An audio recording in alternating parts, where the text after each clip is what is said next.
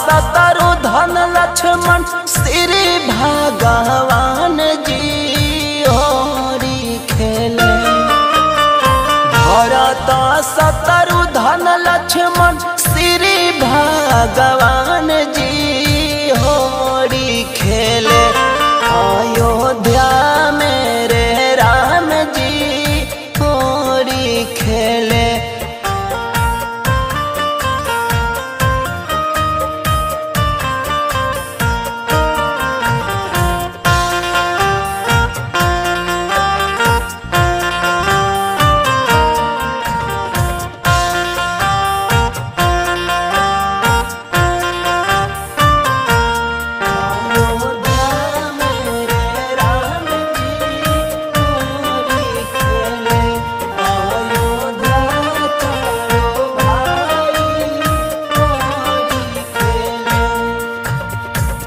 करे हूँ राम के कर बाबू लक्ष्मण के करे हूँ भरत के कर शत्रु धन।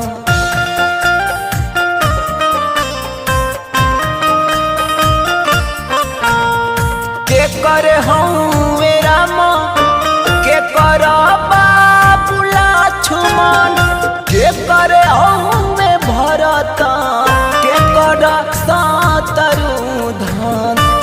अंजनी के लाल संगे संगे हनुमान जी होरी खेले। अंजनी के लाल संगे संगे हनुमान जी होरी खेले।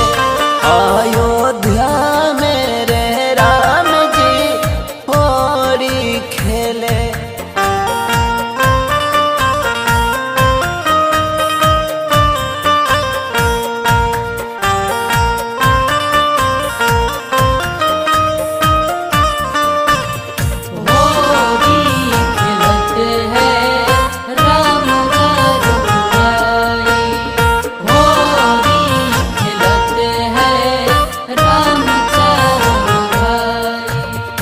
कौशल्या के रामा सुमित्रा के लक्ष्मण के कई के दूगो बेटा भरत शत्रु धन।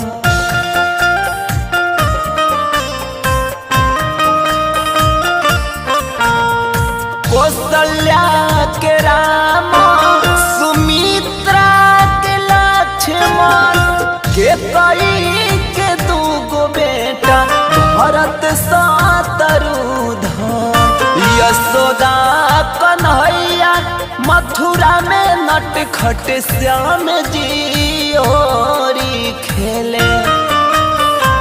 यशोदा कन्हैया गोकुला में श्याम जी होरी खेले। अयोध्या मेरे राम खेले। अयोध्या चारों भाई होरी खेले।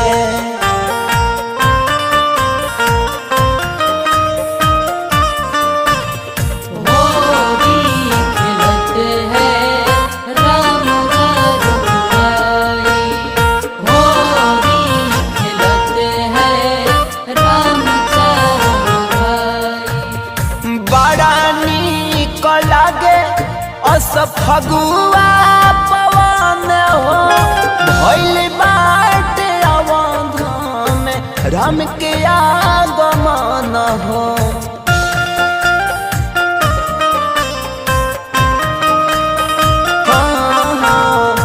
बड़ा नीक लागे बिना फगुआ